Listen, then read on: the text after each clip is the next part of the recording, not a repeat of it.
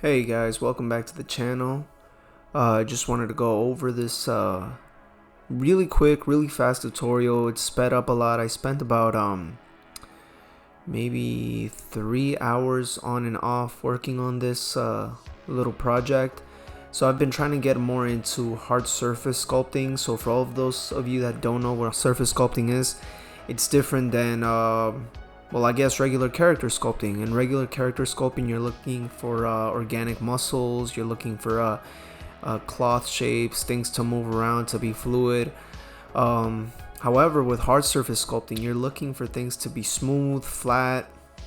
So I found that to be a challenge, and I wanted to push myself with a little project, and here it is. I decided, what is the most typical case scenario that you guys are going to be using for this? It's mostly going to be either modeling of weapons, swords, armor. Let me introduce you guys to the software that I'm using here. It's called Nomad Sculpt. It's a software for the iPad. It's pretty powerful for something that's mobile, that you're using with an Apple Pencil on an iPad. I have an iPad Air, so it's not like the most powerful iPad that you can get out there, and it still performs pretty well. It gets what I want done. It costs money, but it's not as expensive as getting something a bit more professional, I would say, like ZBrush. Blender is free, so that's also a good option, but again, the main benefit of this one is that you can literally take it with you wherever you go. It's very, very mobile. You don't even need a computer, a laptop, anything like that. So just going really quick over what I'm doing here. I'm using primitives. So if you guys don't know what primitives are, they're just basic shapes. Again, they come in any software that you can think of: Blender, ZBrush, and this one. Basically spheres, cones, cylinders, any basic shape is called a primitive, and it has what's called a clean topology. So you'll see me here switching forward and back between a mesh and no mesh. So you'll see right here it's just golden. There's nothing basically going on the surface, but you can see like some hard edges or some lines on it. That's basically the geometry.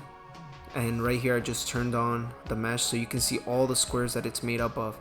If you're ever sculpting a face or something organic, as you're sculpting on it, you'll start to notice that the mesh, the lines are getting bent, they're getting warped, and that's very messy topology. And usually to try to flatten that back out and get it smooth, especially if you're taking something organic and something that's already messed up and you're trying to make it clean like I am here, it's gonna be quite a challenge.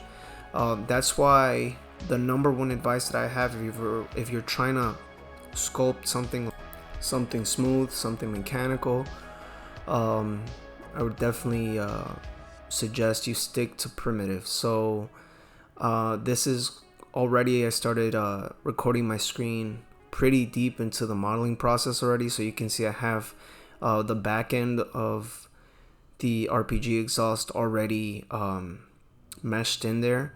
A lot of people refer to this as basically remeshing it in there. So when you take two primitives and you connect them and you basically stick them together,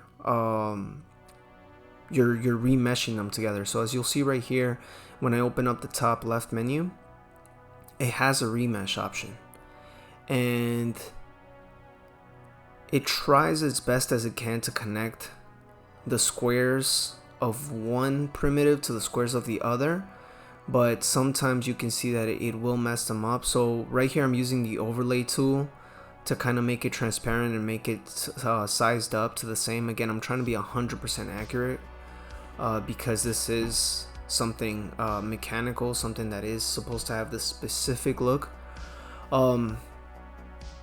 However, you'll see that as I'm moving the slider on the upper left side for the remeshing tool, the amount of squares increase and they decrease. So if you have a very low poly count, very low squares on your mesh, when you do remesh it to another shape, it might destroy itself to just lower the amount of squares while it's being connected. So when you're remeshing and you're connecting pieces and subtracting them from each other, it's a good idea to keep the poly count high.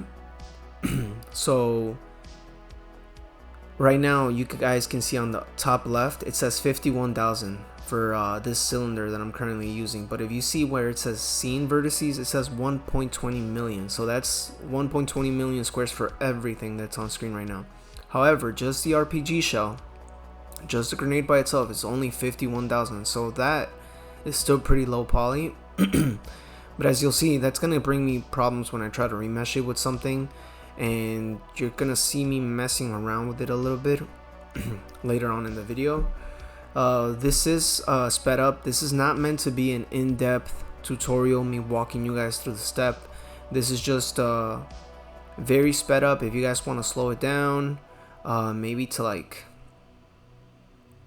I guess like 7 times slower. That's the speed that it's at right now. It's 77 times sped up.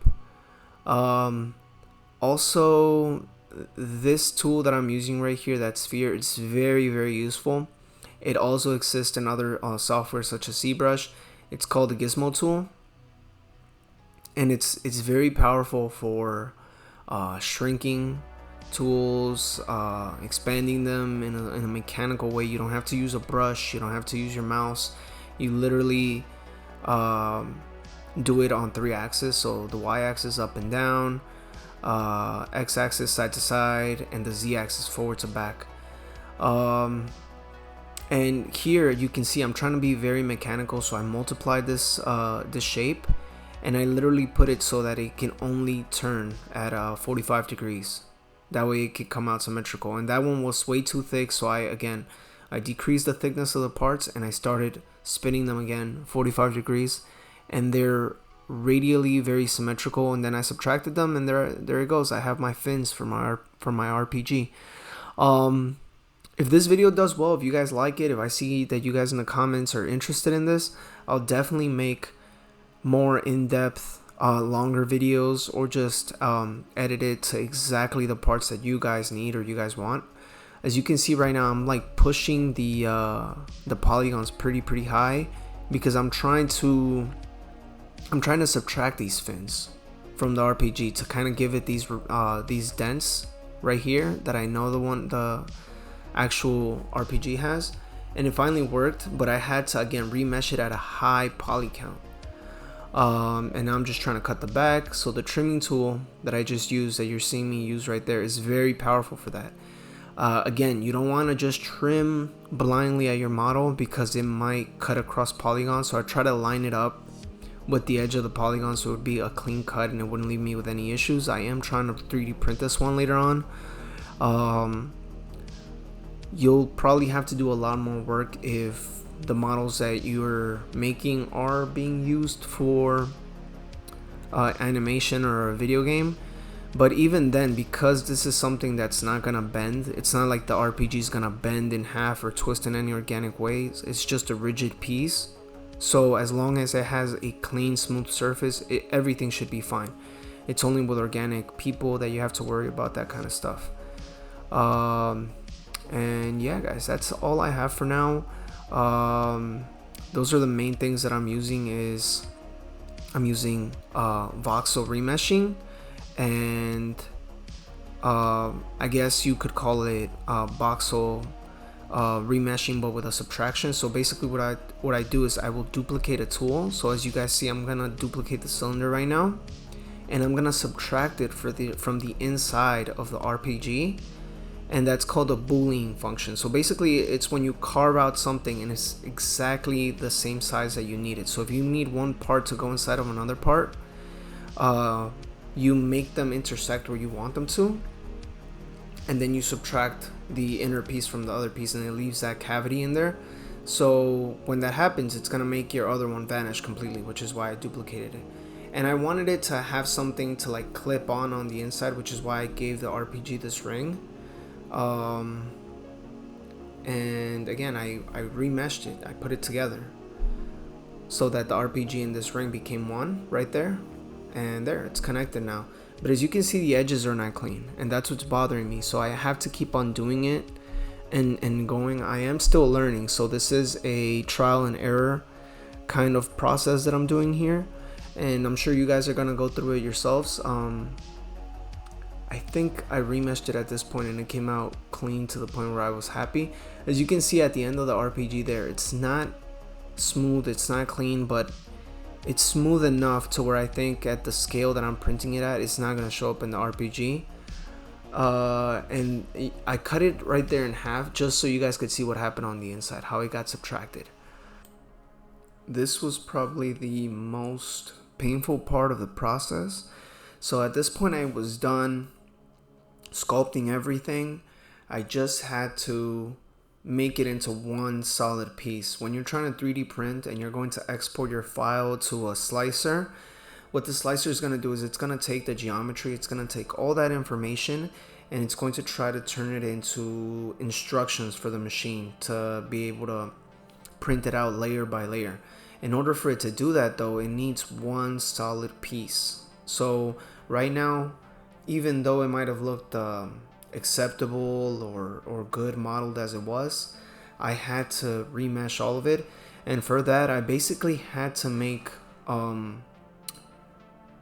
the definition of everything match. So basically, if the handles had way smaller polygons than the body of the RPG just because it was simpler, right there I just experienced a crash because of that, because I was pushing the polygons a little bit too high. So you can see my resolution is at about 1.7 thousand, and when you're moving it up a little to remesh it, I could probably, with time and with experience, I could find a better way to just mesh everything together, maybe even make it low poly and then go back up to high poly again.